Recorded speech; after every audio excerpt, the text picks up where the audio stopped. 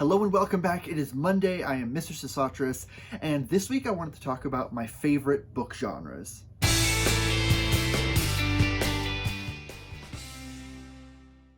Now, some of these are going to be like subgenres, and some are going to be a little more general, but in general, these are sort of the ones that I gravitate to the most. Now, I will read books in other genres. I do have a bunch that are kind of like one or two in certain other genres, but these are kind of the main ones, the big ones. These are the ones that I go to the most often. Starting off, we're going to start with space opera, and that is things like The Expanse and Hyperion. Hyperion is one of my favorite sci-fi novels ever. I love the breadth and the scope and the multiple characters and the different planets and just big, huge, complicated stories. I'm currently reading the Expanse books. I've read the first 3, and I'm really enjoying it so far. Again, lots of characters, multiple planets, different cultures, a big, huge alien mystery. It's a ton of fun. Once I'm done reading the books, I'm definitely going to check out the TV show as well. Next up on the list, keeping things epic, and that is epic fantasy. So that is things like Tolkien's Legendarium and The Eye of the World. I'm currently reading Brandon Sanderson's Stormlight Archive for the first time. I've read the first book a while ago. I don't know if I finished it. It kind of faded away because I was distracted by other things, but I'm really enjoying that one as well. I love the big, huge fantasy worlds, different cultures. Again, you're sensing a theme here.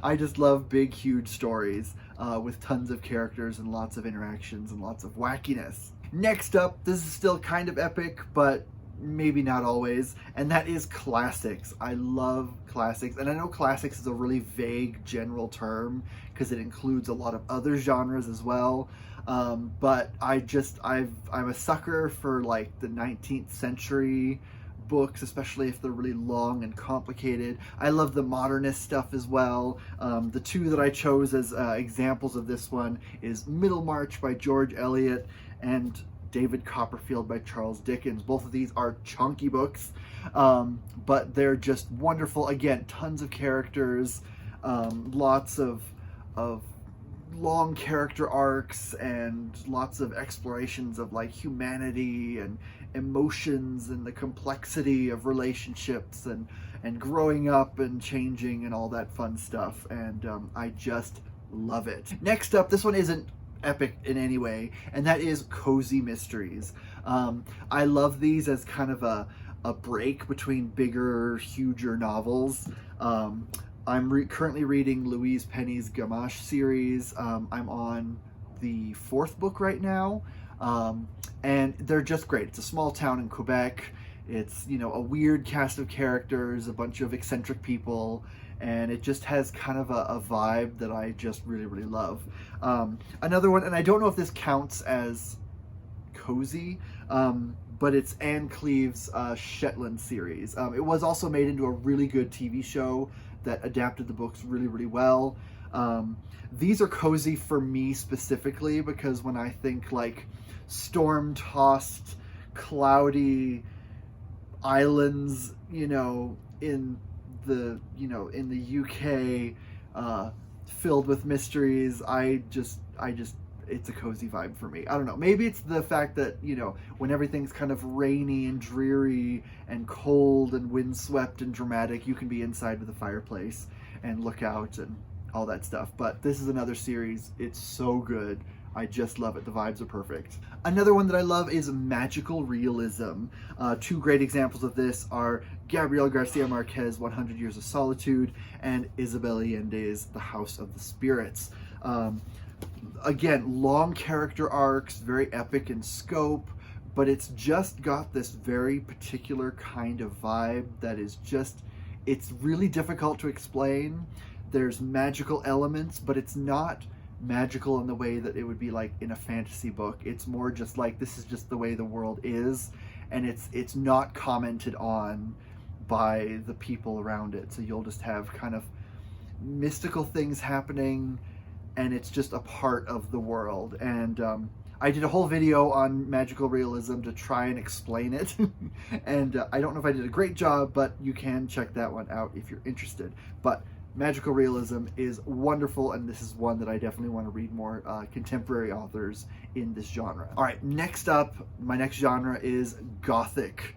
Either if it's like Gothic fiction or Gothic horror, everything Gothic, I love it so much. Again, it's all about the vibes, the atmosphere. Usually there's some kind of mystery at the heart of it, and there's just a very specific quality to it. I think it's just watching rich, wealthy people crumble and fall. I don't know. It's like the fall of the House of Usher.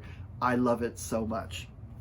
Two great examples that are kind of in different realms of Gothic is Daphne du Maurier's Rebecca, which is gripping and just emotionally fraught, and I love it so much. And the other example is The Witching Hour by Anne Rice. The rest of this particular series isn't great. It doesn't quite hold up to the first book, but you can read this book on its own as just a Gothic horror tragedy of this, you know, huge wealthy family and this mysterious ghost that's associated with them, and it's just great. Changing gears again, and we're going back into sci-fi, and that is hard sci-fi.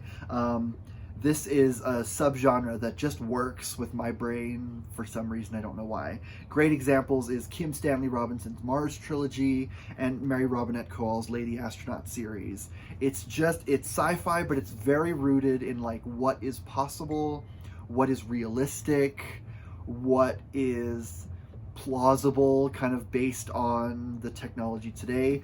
This one is set in the 50s. It happens when there's like an asteroid that hits the Earth, and it changes kind of the climate, and it basically jumpstarts the space, not the space race, but the space program, kind of 10 years before. So it's sort of, how would we, you know, create space shuttles, and how would we colonize other planets, and how would we create, you know, space stations and moon bases and things like that, based on the technology of the 1950s and 60s.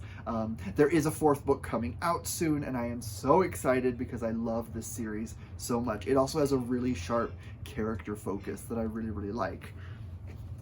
Same with Kim Stanley Robinson. He can describe like technology and plant life on Mars. He describes lichen like no one else, and it's really gripping and whatever, but he still also has really interesting character stories and character arcs, and lots of political themes, and it's just really fantastic. I love this genre so much. Now this next one, I don't know if it technically counts as a genre. I don't know if it's been like specifically mentioned. I don't see it a lot, but that is epic historical fiction.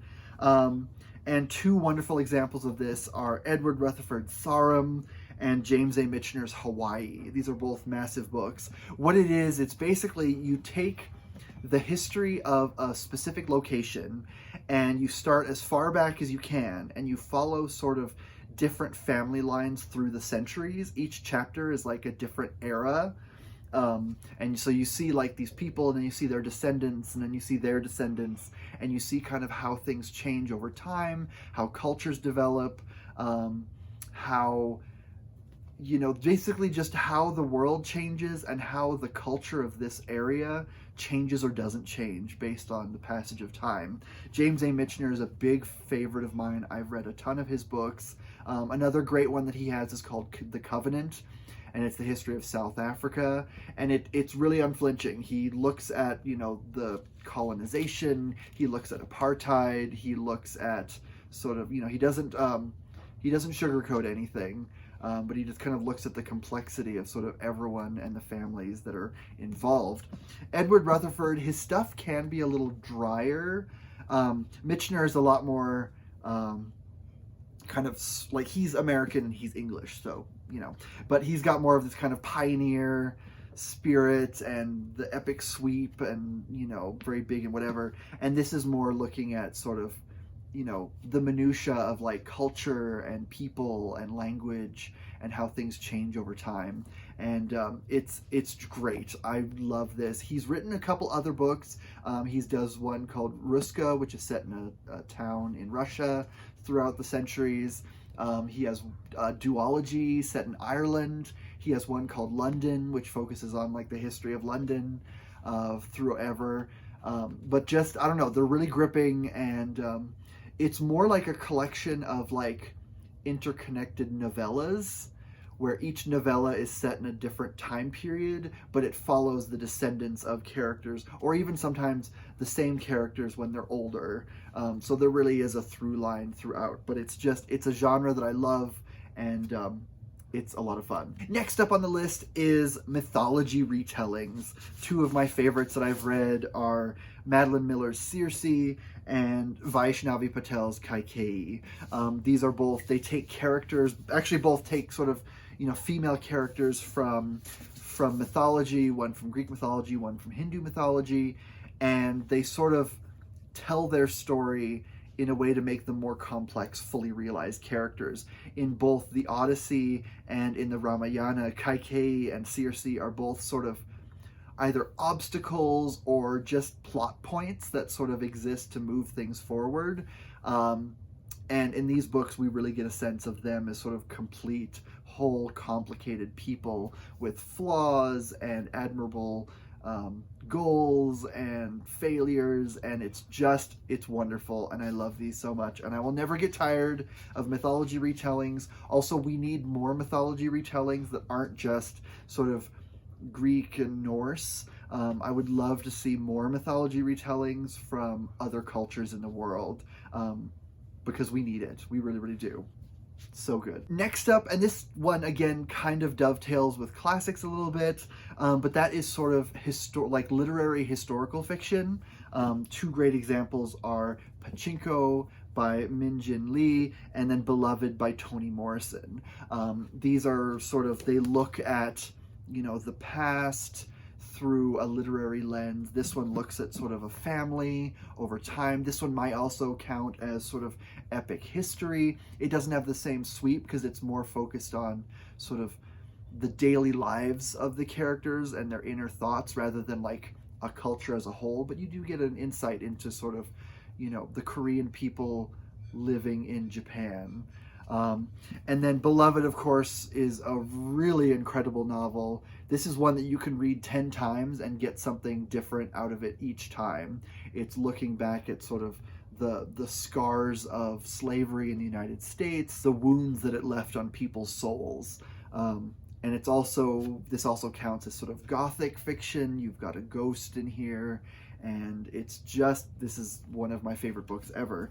But yeah, historical, literary, it's, you want to focus on like the language and the inner worlds of the characters, and it's a lot of fun. These can be very heavy, but they are really, really rewarding. Next up is epic poetry. This is another one that I dearly love.